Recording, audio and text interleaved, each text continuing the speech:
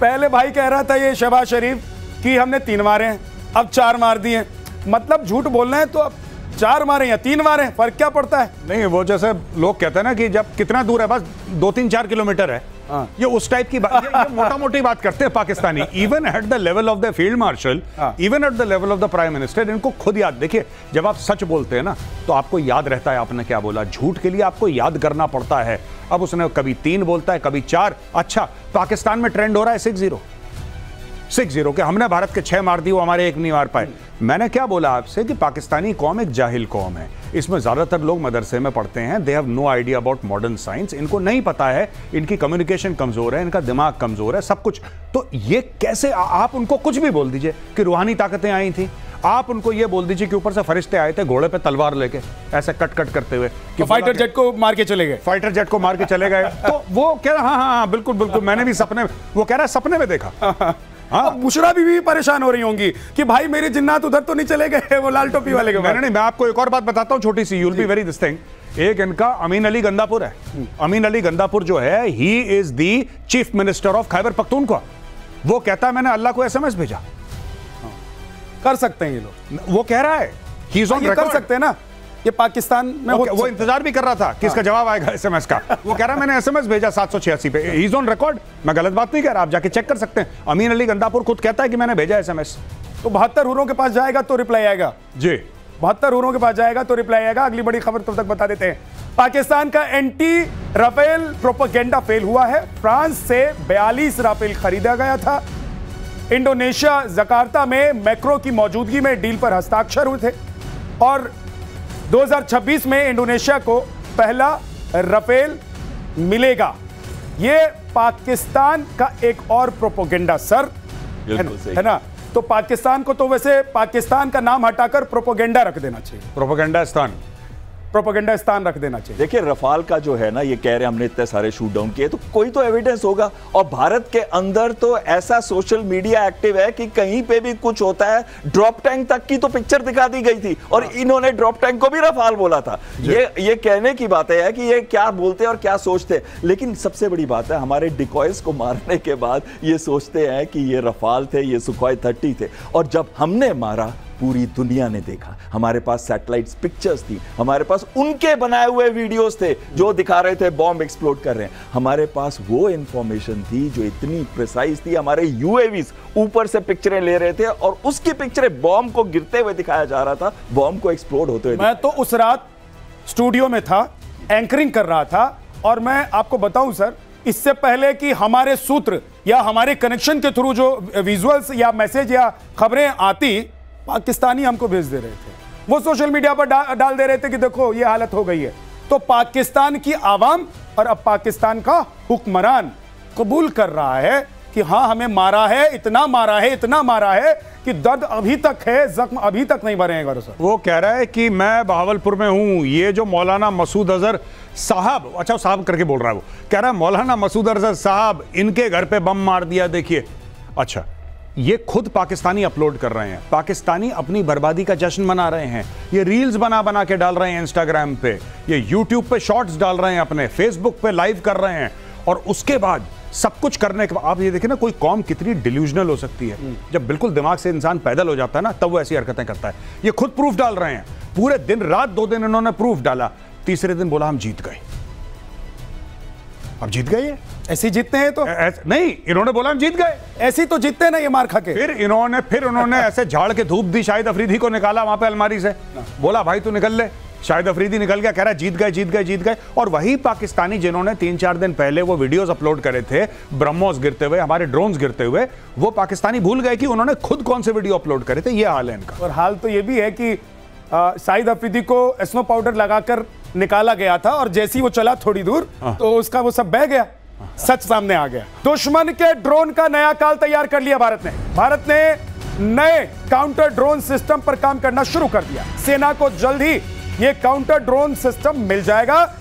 और सोचिए कि पाकिस्तान अभी तक यह सोच रहा था कि वो जो चिड़िया उड़ा रहा था और वो चिड़िया हिंदुस्तान में आते ही गिर जा रही थी उनकी, अब क्या होगा सर, अब क्या होगा पाकिस्तान का? वो तो वैसे भी चाइनीज माल लेकर बैठे हैं कि चले तो चांद तक, और नहीं तो शाम तक। वैसे उनके तो शाम तक ही चलें। बिल्कुल सही कह रहे हैं। और जो हमारे आकाश तीर ने किया, जैसे उसने सारे के सारे रेडार्स के पिक्चर एक कंपोजिट दिखाई, ये भी बताया कौन सा वेपन सिस्टम सही रहेगा आर्टिफिशियल इंटेलिजेंस के द्वारा कि जो उस ड्रोन को इफेक्ट कर सके या उस मिसाइल को मार सके, और उसका इंटीग्रेशन हमारे integrated air command and control system के साथ भी था। लेकिन जब ये हम बात कर रहे हैं काउंटर ड्रोन की, तो उस समय काउंटर ड्रोन की रेंज सिर्फ 1 से 2 किलोमीटर थी हट किल की लेजर वाली।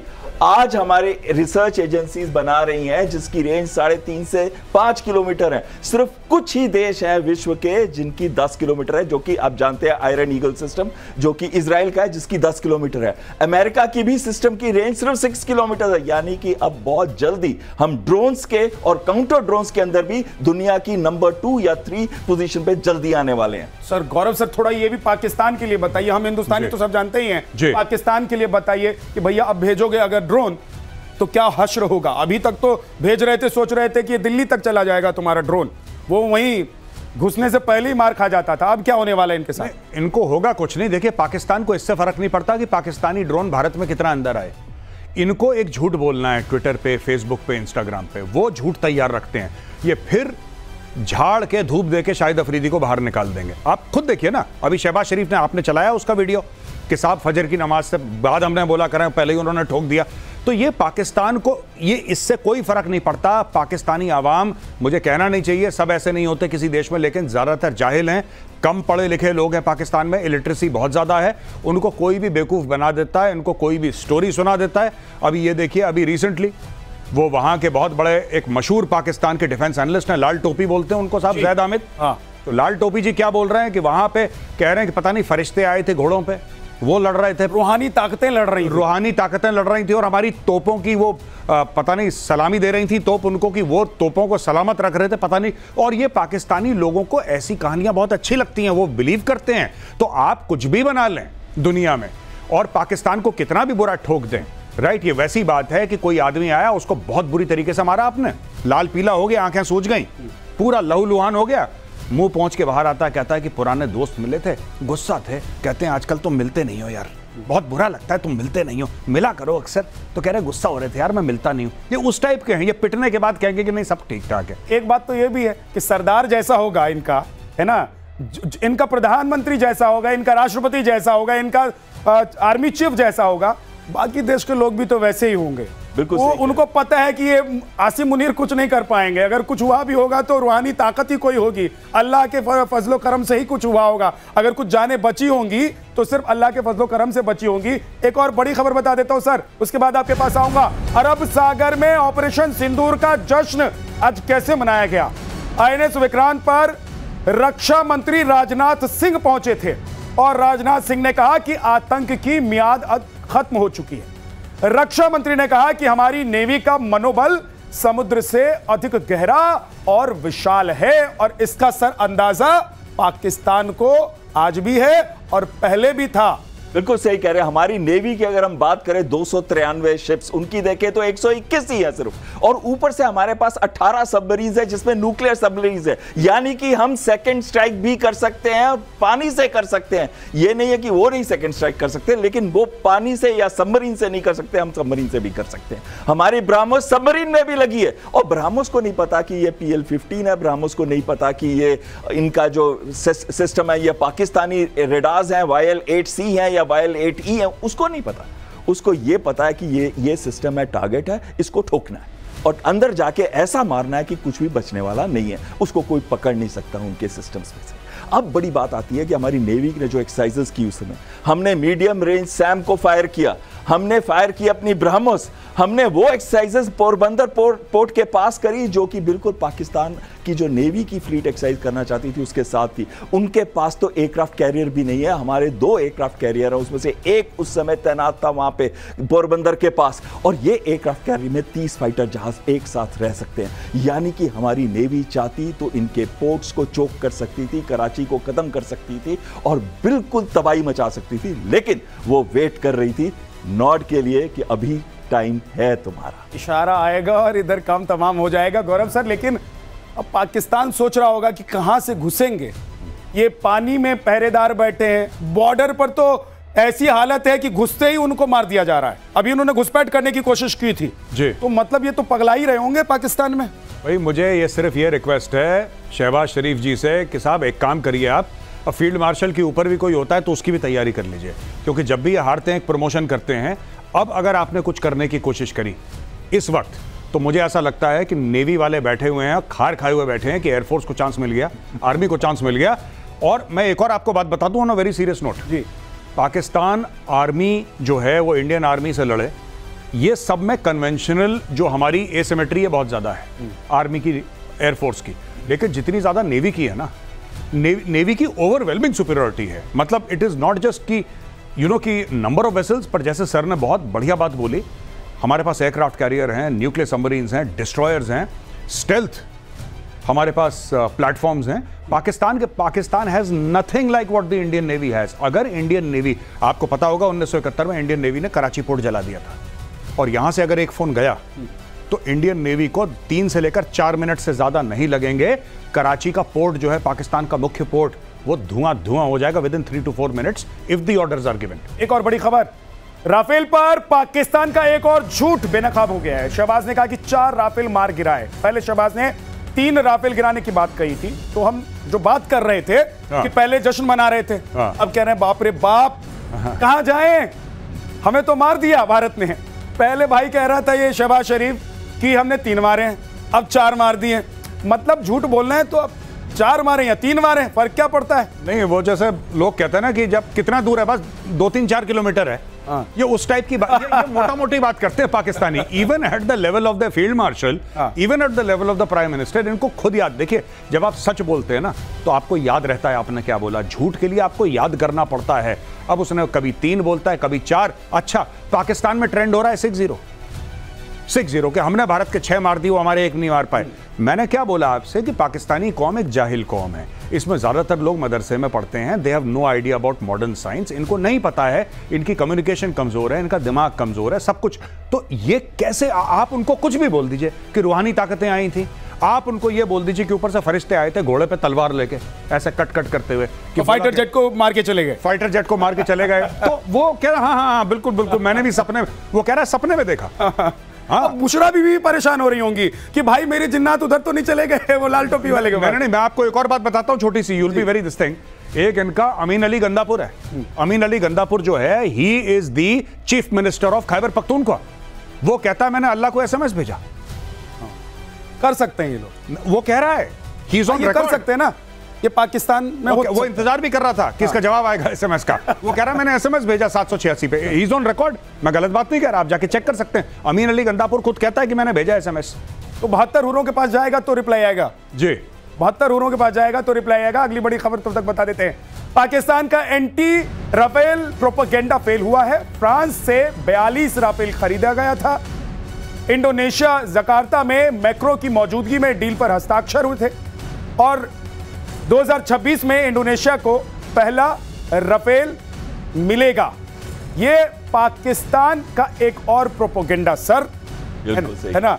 तो पाकिस्तान को तो वैसे पाकिस्तान का नाम हटाकर प्रोपेगेंडा रख देना चाहिए, प्रोपेगेंडा स्थान रख देना चाहिए। देखिए रफाल का जो है ना, ये कह रहे हैं हमने इतने सारे शूट डाउन किए, तो कोई तो एविडेंस होगा। और भारत के अंदर तो ऐसा सोशल मीडिया एक्टिव है कि कहीं पे भी कुछ होता है, ड्रॉप टैंक तक की तो पिक्चर दिखा दी गई थी, और इन्होंने ड्रॉप टैंक को भी रफाल बोला था। ये कहने की बात है कि ये क्या बोलते और क्या सोचते। लेकिन सबसे बड़ी बात है, हमारे डिकॉयज को मारने के बाद ये सोचते हैं कि ये रफाल थे, ये सुखोई 30 थे, और जब हमने मारा पूरी दुनिया ने देखा। हमारे पास सैटेलाइट्स पिक्चर्स थी, हमारे पास उनके बनाए हुए वीडियोस थे जो दिखा रहे थे बॉम्ब एक्सप्लोड कर रहे हैं। हमारे पास वो इंफॉर्मेशन थी जो इतनी प्रिसाइज थी, हमारे यूएवीज ऊपर से पिक्चरें ले रहे थे और उसकी पिक्चरें बॉम्ब को गिरते हुए दिखाया जा रहा था, बॉम्ब को एक्सप्लोड होते हुए। मैं तो उस रात स्टूडियो में था, एंकरिंग कर रहा था, और मैं आपको बताऊं सर, इससे पहले कि हमारे सूत्र या हमारे कनेक्शन के थ्रू जो विजुअल्स या मैसेज या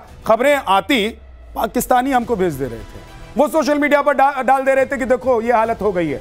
तो पाकिस्तान की आवाम और अब पाकिस्तान का हुक्मरान कबूल कर रहा है कि हाँ हमें मारा है, इतना मारा है कि दर्द अभी तक है, जख्म अभी तक नहीं भरे हैं गौरव सर। वो कह रहा है कि मैं बहावलपुर में हूं, ये जो मौलाना मसूद अजहर साहब, अच्छा साहब करके बोल रहा है, वो कह रहा है मौलाना मसूद अजहर साहब इनके घर पे बम मार दिया देखिए।